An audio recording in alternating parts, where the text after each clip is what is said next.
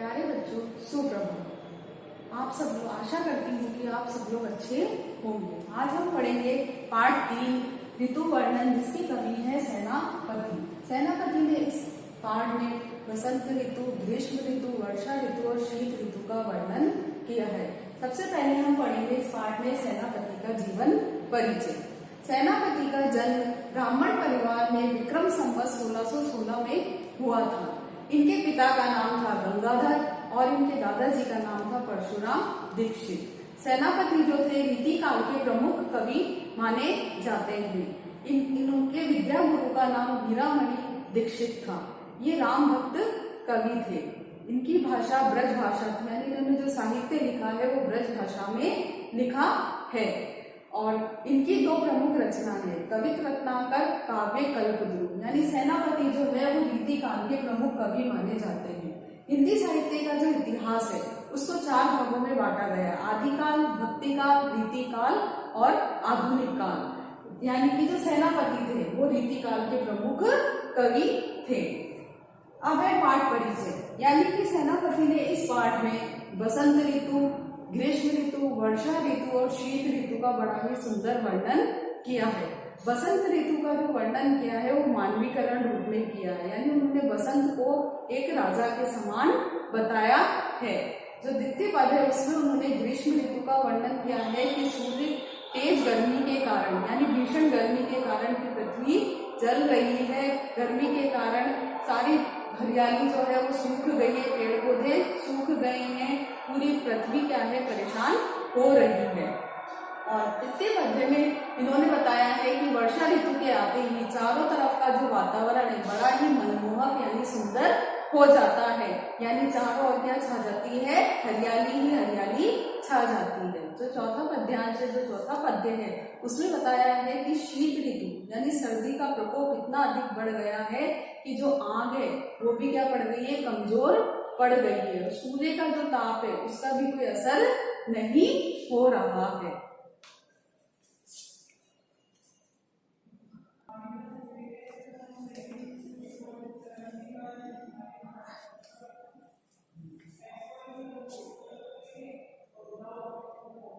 पाठ ऋतु वर्णन।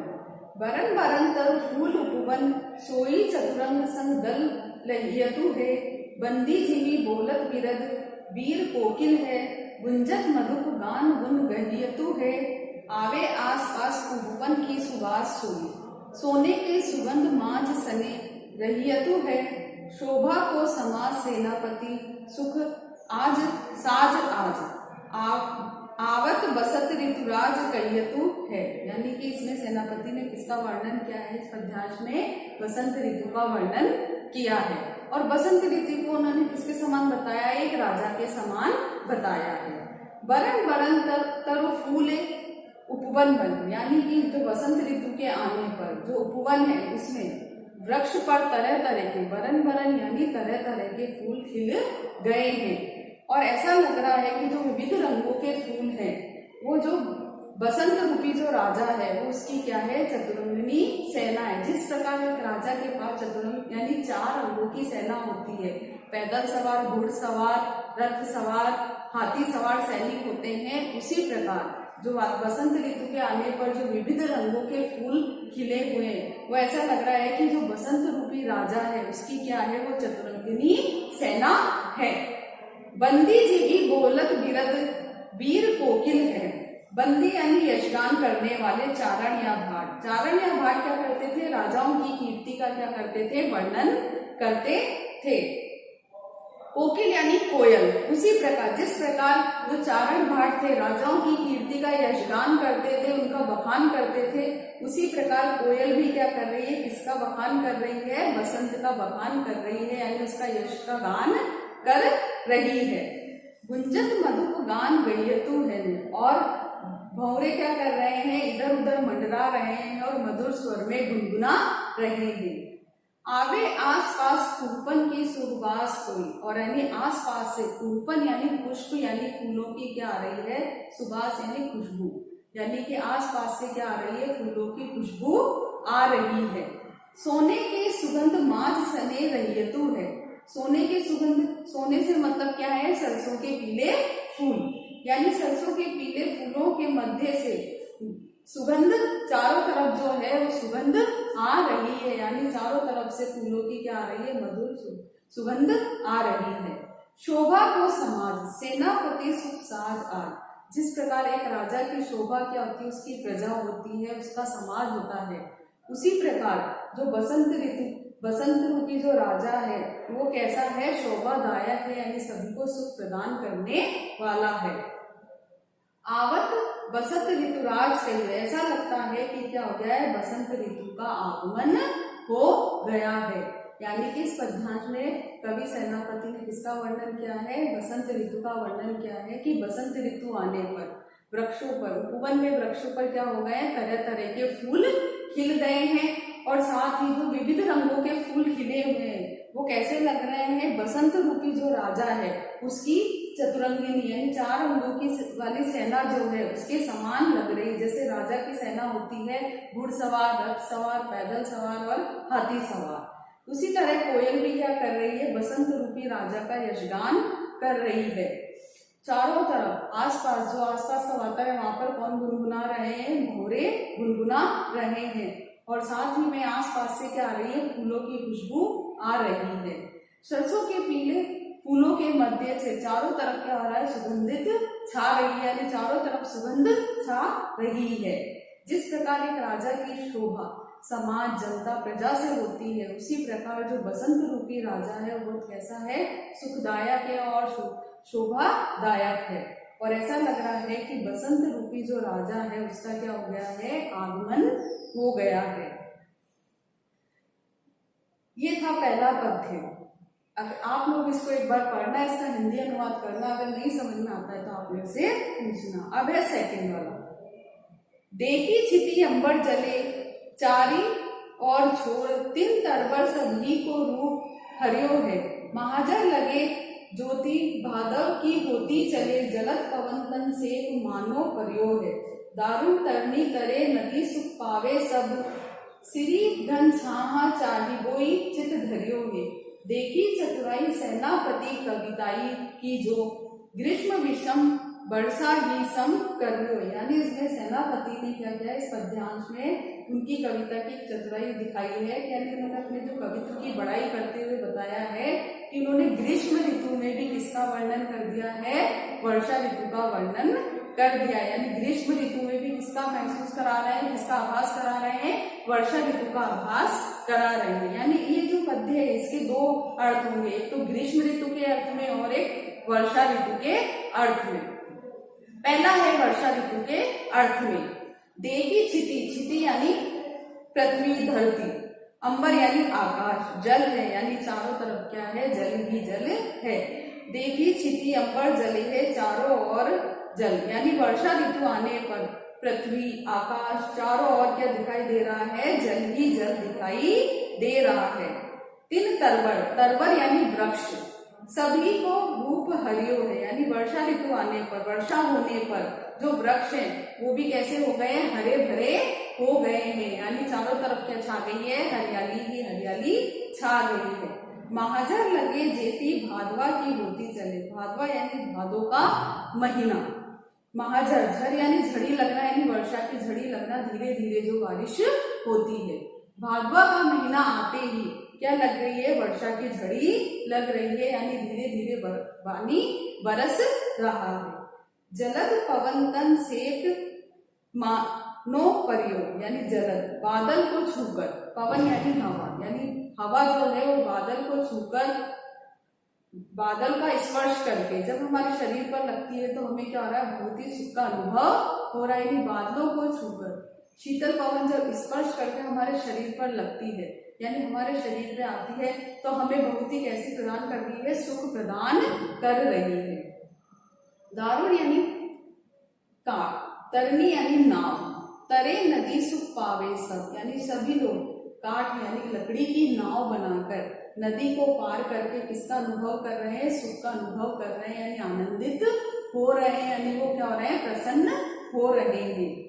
सिरी घन छां, सिरी यानी सभी जगह, घन यानी बादल, बादल, छां यानी छाया, चाहिए चित धरियो, यानी सभी लोगों को इस धरती पर, इस पृथ्वी पर सभी को क्या चाहिए कि सभी के बादलों की छाया में रहने की इच्छा व्यक्त कर रहे हैं। देखिए चतुराई सेनापति कविता कीजो, यानी सेनापति अपनी काव्य प्रतिभा का वर्णन करते हुए कहते हैं कि देखो मैंने ग्रीष्म विषम वर्षा सम करो, यानी ग्रीष्म ऋतु में भी मैंने किसका वर्णन किया है, वर्षा ऋतु का वर्णन किया, यानी ग्रीष्म ऋतु में भी किसका आभास करा रहे हैं, वो वर्षा ऋतु का आभास करा रहे हैं।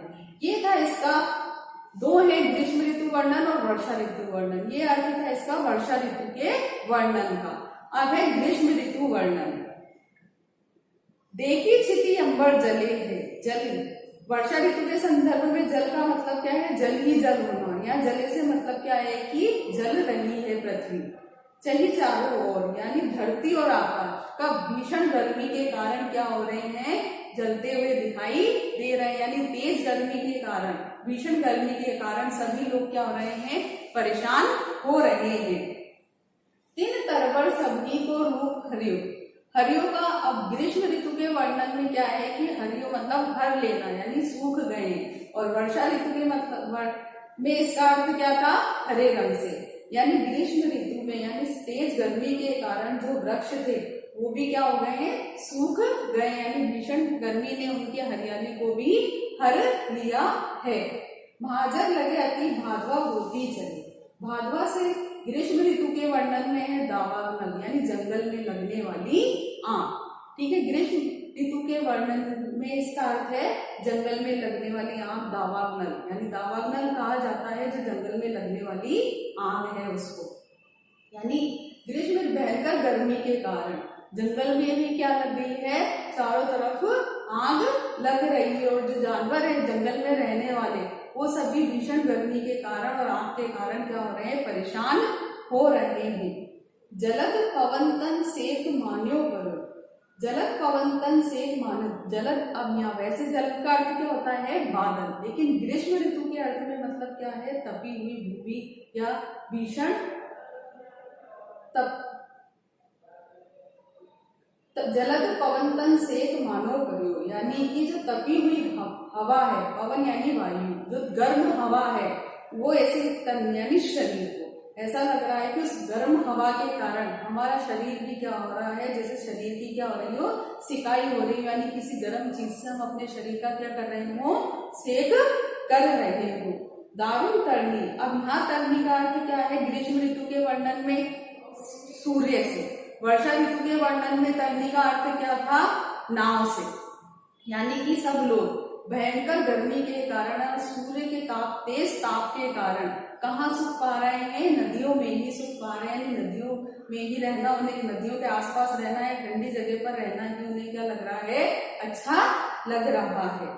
श्री घन छाह चाहिए चित धरियो, यानी सभी लोग जो पृथ्वी पर सभी लोग हैं, सभी प्राणी जो है वो बादलों की शीतल छाया में और पानी के वहीं रहने की उनकी मन की इच्छा, यानी वो कहाँ रहना चाहते हैं, पानी के मध्य ही रहना चाहते हैं, क्योंकि भीषण गर्मी के कारण क्या हो रहा है कि पृथ्वी जो है एकदम ऐसी तपी हुई सी प्रतीत हो रही है, हवा भी कैसी लग रही है, गर्म लग रही है, जिससे ऐसा लग रहा है कि जो तेज जो गर्म हवा है वो भी ऐसा लग रहा है कि जैसे हमारे शरीर की क्या कर रही हो, सिकाई कर रही हो। देखिए चतुराई सेनापति कविताई जी, ग्रीष्म विषम वर्षा सम करियो, यानी कि सेनापति अपनी ही प्रतिभा का वर्णन करते हुए कहते हैं कि देखो मैंने ग्रीष्म ऋतु में भी किसका आभास करा दिया है, वर्षा ऋतु का आभास करा दिया है। इसको एक बार आप पढ़िएगा, समझ में नहीं आए तो इसको पूछिएगा, इसका हिंदी अनुवाद कर देखना। जैसे कि पहले पद्यांश में कवि ने बसंत ऋतु का बड़ा ही सुंदर वर्णन किया है, यानी बसंत ऋतु को किसके समान बताया, उन्होंने राजा के समान बताया है। द्वितीय पद्यांश में कवि ने ग्रीष्म ऋतु का वर्णन किया है कि तेज गर्मी के कारण क्या है, धरती पर यानी पृथ्वी पर रहने वाले सभी प्राणी जो जीव है वो क्या हो रहे हैं, परेशान हो रहे हैं। अब है तृतीय पद्यांश, दामिनी दमक सुर चाप की चमक, श्याम घटा की झमक, अति घोर घनघोर ते, कोकिला कलापी कल गूंजत है जित तित।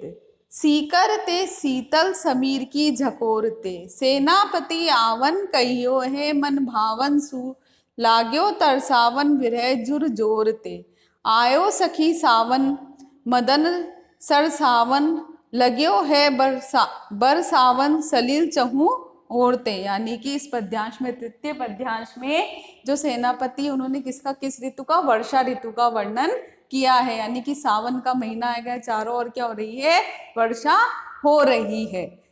तो इसमें कवि एक सखी अपनी सखी से कहती है कि क्या हो गया, सावन का महीना आ गया है, और उसी का वर्णन किया है कि दामिनी दमके, यानी वो अपनी सखी से कह रही है कि आकाश में क्या चमक रही है, बिजली। दामिनी शब्द का क्या अर्थ है, बिजली, यानी आकाश में बिजली चमक रही है। सुरचाप की चमक, सुरचाप यानी इंद्रधनुष, आकाश में विविध रंगों वाला जो इंद्रधनुष है अपनी सुंदर छटा क्या कर रहा है, बिखेर रहा है, यानी अपनी सुंदरता बिखेर रहा है। शाम घटा की झमक अति घोर घनघोर, और आकाश में चारों तरफ क्या छाए हुए हैं कि काले बादल छाए हुए हैं, और वो जोर जोर से क्या कर रहे हैं, गर्जना कर रहे हैं, यानी कि वो गरज रहे हैं। कोकिला कलापी कल गूंजत है जित तित, जित तित यानी इधर उधर, कोकिला यानी कोयल, कलापी यानी जो शब्द है उसका अर्थ है मोर, यानी कि जहां तहां इधर उधर क्या कूक रहे, कोयल और मोर कूक रहे, यानी मधुर स्वर में क्या कर रहे हैं, वो मधुर स्वर में इधर उधर क्या कर रहे हैं, कूक रहे हैं। सीकर ते शीतल समीर की झकोरते, सीकर यानी जल की बूंदे, शीतल यानी शीतल ठंडक देने वाली, समीर यानी हवा, यानी कि क्या है, जो वर्षा ऋतु है उसमें क्या है, जल की बूंदे बरस रही, यानी धीरे धीरे जो है वर्षा हो रही है। उसके कारण जो हवा है वो भी कैसी बह रही है, ठंडी बह रही है, यानी कि हवा के झोंके भी कैसे बह रहे हैं, ठंडे बह रहे हैं। यानी जल के कारण जो है, जल की वर्षा के कारण क्या हो रही है कि जो है हवा भी कैसी बह रही है, ठंडी हवा, यानी ठंडी वायु बह रही है। सेनापति आवन कहियो मन भावन सु, लग्यो तर सावन विरह जोरते, यानी कि जो वो अपनी सखी से क्या कहती है कि हे सखी, आवन कहियो मन भावन सु, मन भावन यानी मेरे मन को भाने वाले मेरे प्रियतम, यानी कि उन्होंने मुझसे वापस आने के लिए वो कहकर गए थे, लेकिन वो क्या है, वापस लौटकर नहीं आए, और किसका महीना आ गया है, सावन का महीना आ गया है।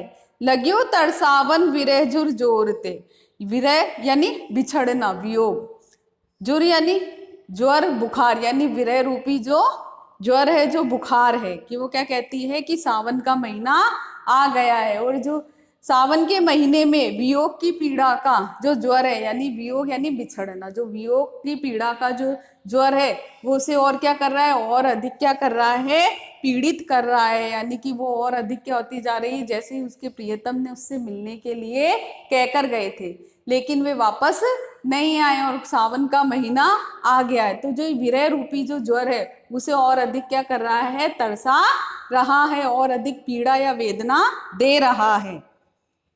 आयो सखी सावन मदन सरसावन, या मदन शब्द के दो अर्थ हैं, कामदेव और मिलने की इच्छा, यानी कि वो क्या कहती है कि क्या है कि सावन के महीने आते ही जो है वो सखी अपनी सखी से कहती है कि सावन का महीना आते ही मेरे हृदय में किससे, अपने प्रियतम से मिलने की क्या हो रही है, इच्छा जग रही है।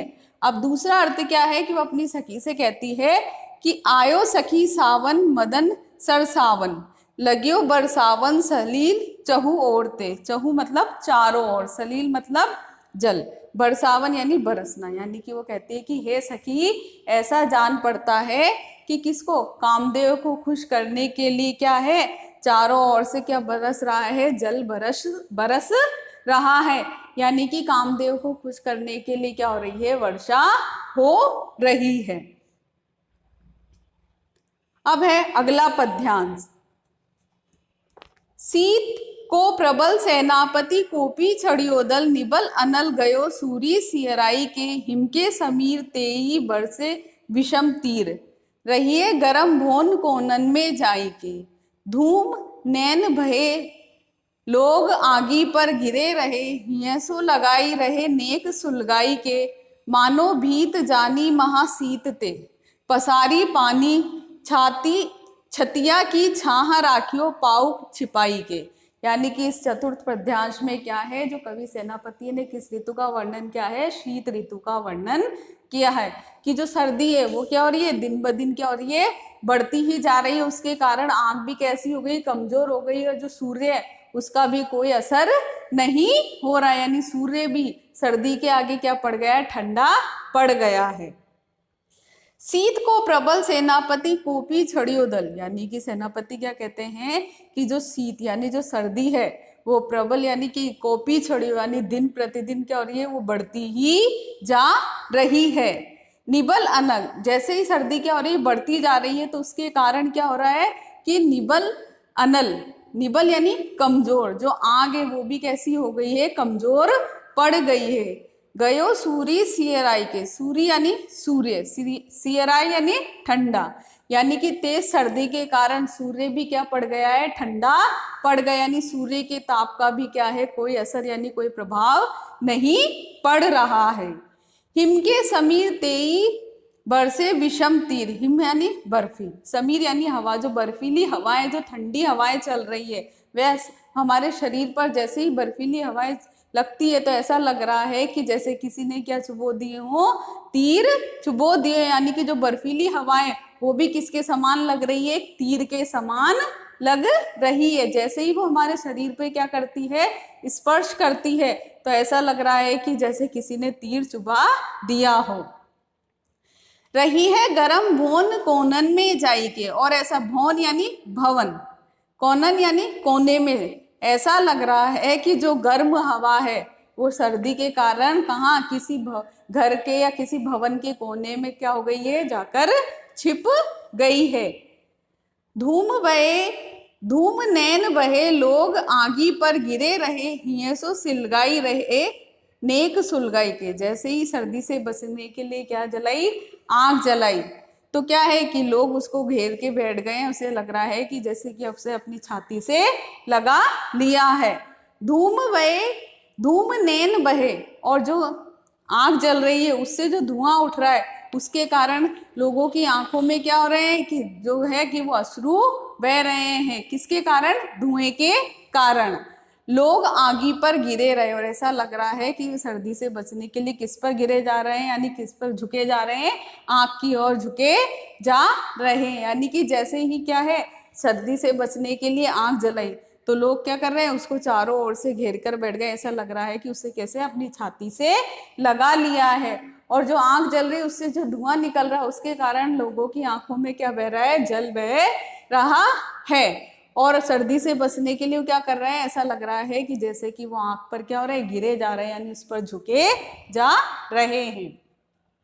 मानो भीत जानी महासीत ते पसारी पानी, मानो यानी कि ऐसा लग रहा है किस दृश्य को देखकर, किस दृश्य को देखकर कि लोग जो है आंख से बचने के लिए क्या है कि सर्दी से बचने के लिए, यानी कि लोग जो है सर्दी से बचने के लिए किस पर, आंख पर गिरे जा रहे हैं, और ऐसा लग रहा है कि उस आंख को उन्होंने अपनी छाती से लगा लिया है। यानी इस दृश्य को देखकर ऐसा लग रहा है कि मानो भीत, भीत यानी भयभीत होना, डर जाना, जानी महासीत ते, शीत यानी सर्दी, शीत, ठीक है, कि ऐसा लग रहा है कि जो आग है वो किससे भयभीत हो गई है, शीत यानी सर्दी से भयभीत हो गई है इस दृश्य को देखकर। किस दृश्य को, कि लोग क्या है आग पर गिरे जा रहे हैं, यानी सर्दी से बचने के लिए लोग क्या है चारों तरफ आग को घेर कर बैठ गए। तो उस दृश्य को देखकर ऐसा लग रहा है कि जो आग है उसको किससे भय लग रहा है, शीत यानी सर्दी से भय लग रहा है। पसारी पानी, पसारी यानी फैलाकर, पानी यानी हाथ, तो लोगों को ऐसा लग रहा है कि जो आग है वो किससे भयभीत हो रही है, शीत यानी सर्दी से भयभीत हो रही है, इसलिए लोग क्या कर रहे हैं, उसके चारों तरफ हाथ फैलाकर बैठ गए हैं। छतिया की छाह राखियो पाउक छिपाई के, और पाउक यानी आग, और ऐसा लग रहा है कि उन्होंने आग को कहाँ छिपा लिया है, अपनी छाती में छिपा लिया है। ये था पाठ 3 ऋतु वर्णन का हिंदी अनुवाद। इसका कवि परिचय और इसका हिंदी अनुवाद आप लोग एक बार पढ़ना, इसका हिंदी अनुवाद करके देखना।